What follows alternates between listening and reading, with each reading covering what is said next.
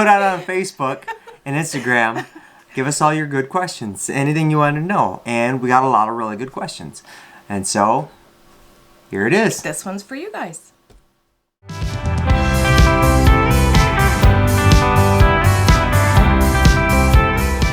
First and foremost, before we get into the questions, I wanted to thank all of our subs. Our channel took a little bit of a growth over the last week. And so welcome to all our new subscribers. I know Kneady sent you. And if you haven't already checked out the Kneady Homesteader, I did a video in response to one of her videos a little bit ago. It was the video about the buns, which I'll link it right here.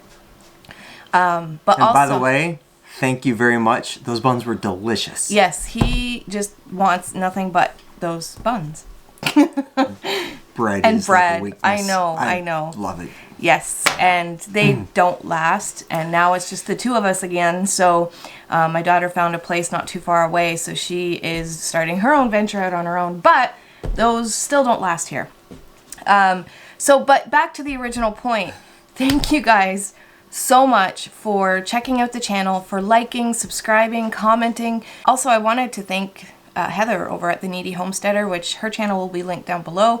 If you didn't check her out from that video, please go ahead, check her out, like her, subscribe as well. She just passed 70,000 subscribers, and she deserves that and so much more. And I'm not gonna lie, I kind of was a little bit fangirling when I saw her post on Facebook, because she shared the video on her Facebook page, and it was just kind of like, it was one of those moments where I sat down, and I don't know, it sounds so silly, but the Kneady Homesteader and a few other channels I have been watching for years, and it was just, I'm now at a spot where I always wanted to be, you know, like I always, how do I explain it? I always used to watch them from the city in our house, hoping that one day I could be, you know, a little bit more into baking, a little bit more into cooking, a little bit more self-sufficient. And now that we have this property, I'm here. So it was just kind of one of those moments. And also, I posted on her Facebook page that I was dancing around the house, and if you're watching this, I really was dancing around the house. I was so excited. He was laughing because I was so happy. So it totally made my day. And thank you to all the new subscribers, the ones that were here before. Thank you to everybody. It's just an awesome feeling to have this community with us and behind us and talking with us. So thank you. So now, without further ado, we are going to get into some of the questions that you guys had for us. And if you have any other questions, if you didn't get to see the post on social media like the Facebook or Instagram page, leave them down below or private message us, and we'll make another video with your questions too. Because I know there's a lot of new subscribers, so. Yeah. Yeah. And now, question and answer time. Question and answer time. Oh, I love him. Okay, so our very first question comes from somebody in Michigan. His name is Gavin, and he wants to know what the scariest thing that's happened since moving to the country, and if you've seen any scary animals. Oh, I guess scariest thing since moving to the country, taking that leap, like just leaving everything in the city, you know, moving on up here. The unknown. It was so scary. Well, spent most of your life in the city, right? And so we move up to the country, a log cabin. Now we're cooking over, you know, a wood stove. So you have to learn how to run a wood stove. Living off solar, you know, just that's not too bad. But learning it was a learning curve. Yeah, I mean, you start to pay attention more to everything you're doing, your day-to-day life. Yep. Yeah. So I mean, that was my scariest thing. I'm gonna second that. I remember just before we moved up here, like all the what ifs that kept going on through my mind. What if this happens? What if that happens? We're an hour away from anything. Just all the what ifs. They can consume you if you let them. And so it was super scary for me that way. But As far as like any scary things that have happened here, no. But if I know that there's wildlife out here.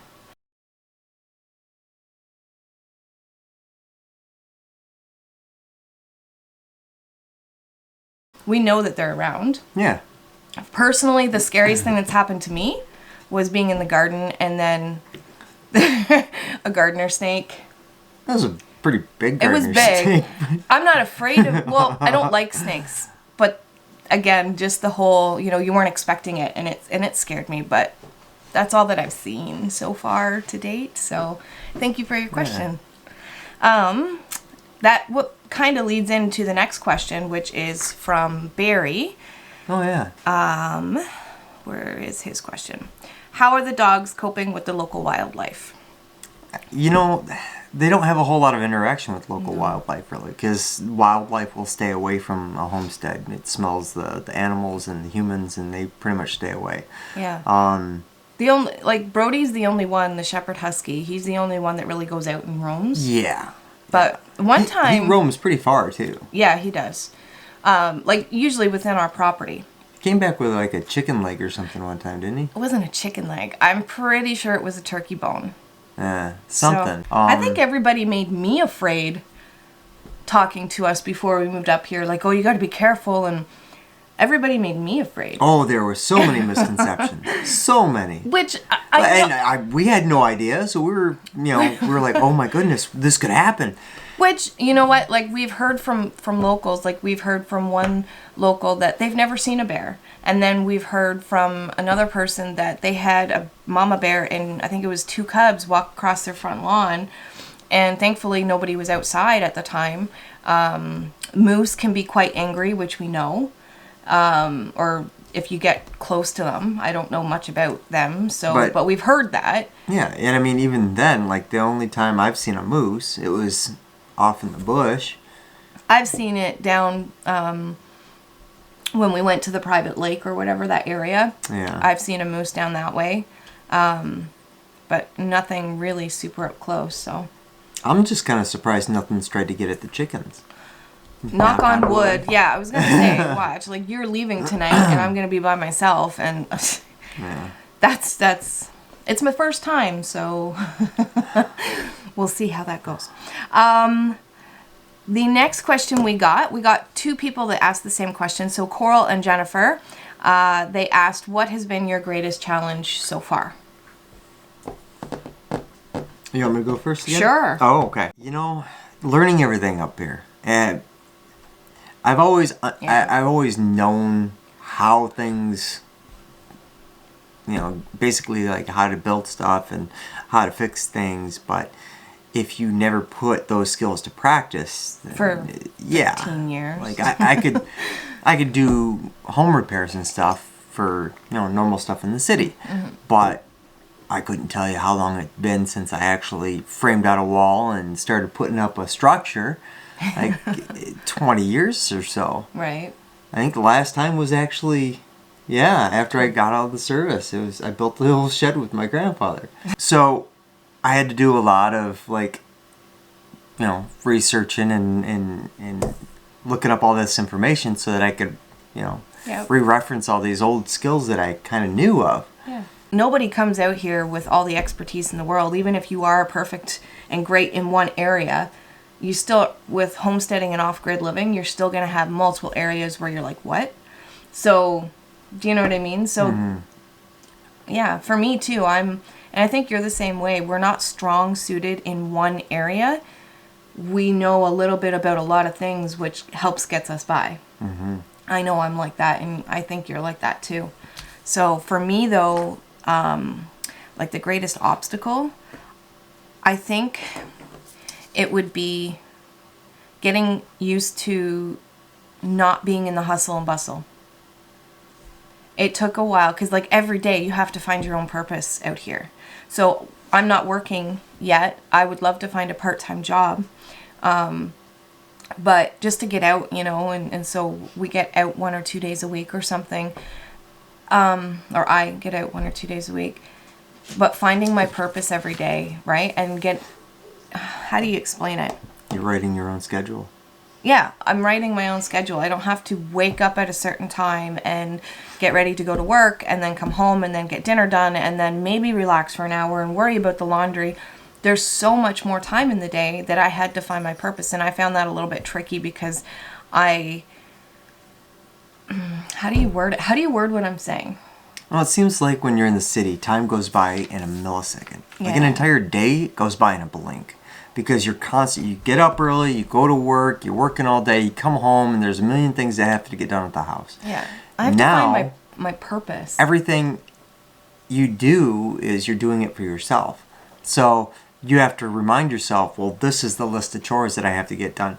And I mean, day-to-day chores, like you get up, you make coffee, you take care of the chickens, you're letting the dogs out, you're stoking the fire, you're stacking firewood. That's an hour of our day. But it's after that, there's so many other things to do that you have to sort the chaos. You know what I mean? Because you could just get lost and just if you let it. So yeah, I have to give myself goals every single day. And getting used to that, there was a time where I didn't know how. I get sidetracked all the time. I know. And I didn't know how to set those goals. It was like I had to refine myself in this kind of life again. Or refine myself again in this kind of life. So that was hard for me. Well, just like the other day, I went out to the shed to find the rest of the cast iron. And I ended up sorting my shed for a half an hour. So you do. Just because I went out there and I'm like looking a little bit. Oh, this is messy. So next thing you know, I'm putting stuff away. I'm cleaning up my work area. I just get sidetracked. Right. Because there's so much to do all the time. So Kyle asks, what do you two do for fun? We all see what you do. I mean, we all see you do a lot of work, but what do you both do to relieve some stress on the property? My goodness. Well, we got a four-wheeler, so we run around on the four-wheeler. We got some bow and arrows, crossbow, so we've been out and we played around with those. Yep. She's actually a really good shot, so there's that. I learned that this year. He had to draw my crossbow back, though. Is it a crossbow? Like, I don't even know the terms. Your compound? Yeah, so you had to draw it for me. I know how to aim and I know how to shoot. Oh, no, it was the crossbow you're talking about. That was the crossbow? Yeah, So you had to pull it back for me because I couldn't do that. But you know what? That's going to be a goal for me. All right. One day, get those arms in shape and... There's a pull rope you can get, too, so I might get that for you. Wow. Nonetheless. What else? For me, I have found my joy in cooking again and learning how to make a lot of things from scratch. So when I was a student way back when, like 5 years ago, and we really didn't have any money, I learned how to be frugal, and I learned how to make a lot of things from scratch.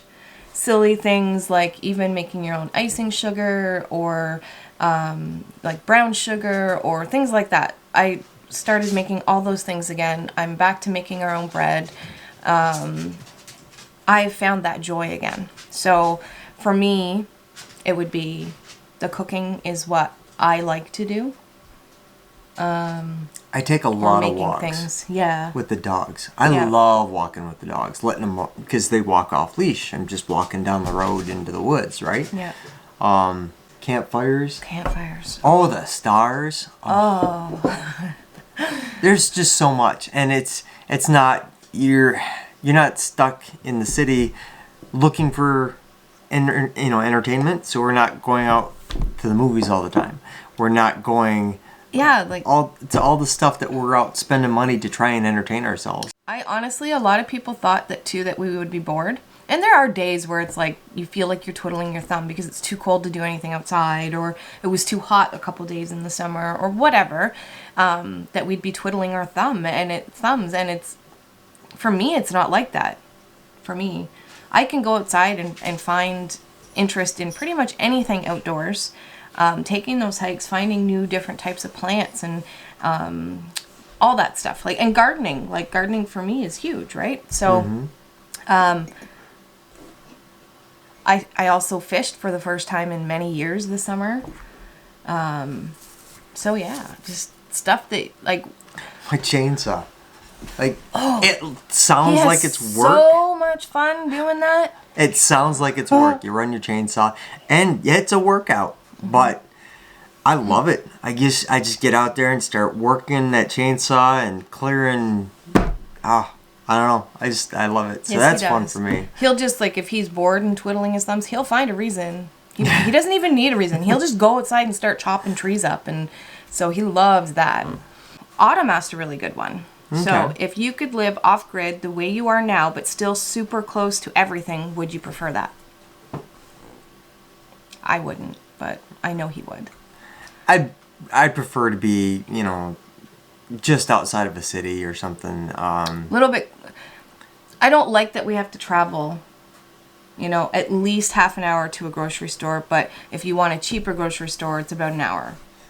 Yeah. You would prefer to live like half hour outside of like a bigger city, town, yeah. Right? Not a city because Toronto's a city, but like a town. Mm-hmm. Autumn also asked 2 more questions. What livestock do you see yourself getting in the future?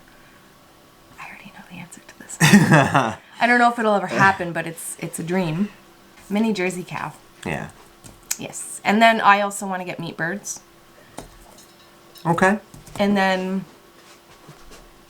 I would love goats, but I'm kind of mixed with those goats right now, the feelings, because I think I want to try to have goats one day. But for right now, that's probably not going to happen over the next couple of years. So, but future. You never know. Get a couple goats. I have to develop the land a little bit more. Yes. A couple more structures out there and stuff like that. But which goes into her next question. Any projects planned for the summer? So there's a lot. I know you've got a lot of plans. One thing I want to do is I want to make a couple like sheds or some structures out there. Got them written down. But like a wood shed. So something I can store all the wood in instead of just the carport that I'm using now. Mm-hmm. But the way I want to do it, I want to actually cut some trees down and make them like little log houses. That'd be cool. Yeah, that would be cool. I know something that over the winter, it's going to lead into the summer. I want to design my garden this winter.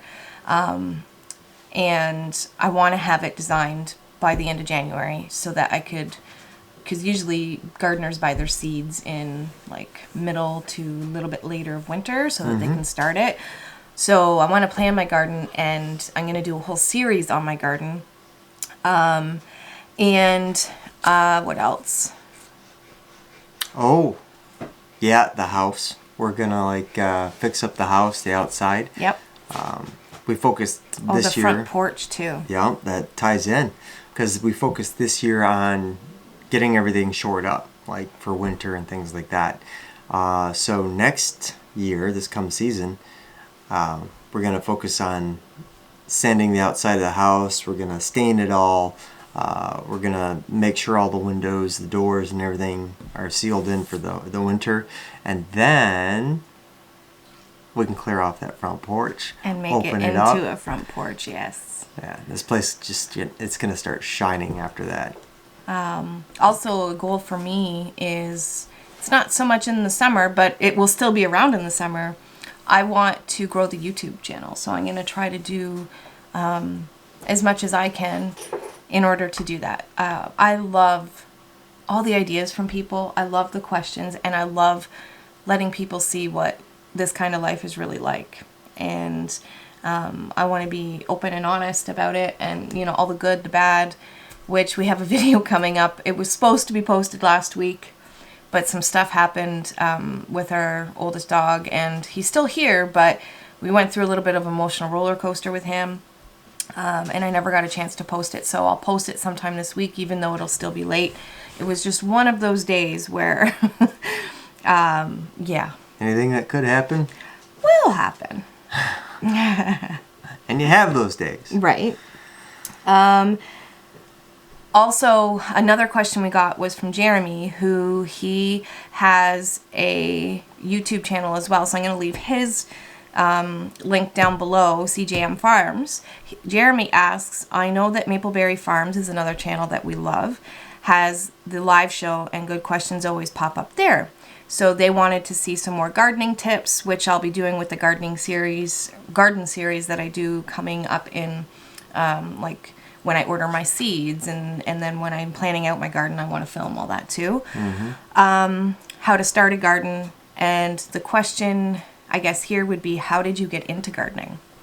And not a lot of people ask that, so I love answering this question. So it was out of a little bit of interest, but pure necessity for the most part. So we had just purchased our first home, the home that we moved from to get here. And about a month after we moved in, I quit my job and went back to school. So we were poor. We were house poor. And I was thinking of ways, well, how can I help with the food? And I went back to school in January, so I started doing all my planning then and researching how to have a successful garden on little money, which that's something else that maybe we can show too. And so I started getting thrifty, and I'll insert some pictures of that garden at the end of this. But we had a major snow or ice storm that year. And do you remember this? Oh, yeah. We had a major ice storm, and I saw all these branches that people had left out in bundles. And so I'm like, there's got to be a way we can use them for our garden. And so I did some more research, and we weaved a fence because we needed one so the dogs didn't go in and go to the bathroom in the garden. And we weaved a fence, and it was beautiful. I loved it. And it was like that country garden. It was my most successful garden ever. I grew everything in that garden, and it was in a very small space. And I grew an abundance of stuff, and I canned a lot of it. And then from there, that's where my passion started. Yes. So thank you guys for all of it.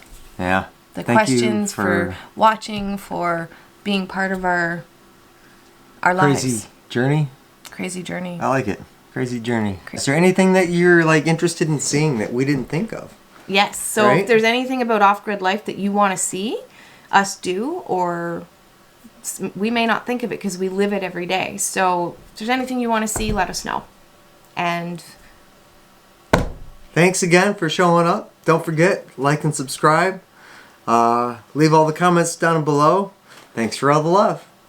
Till next time. Take care.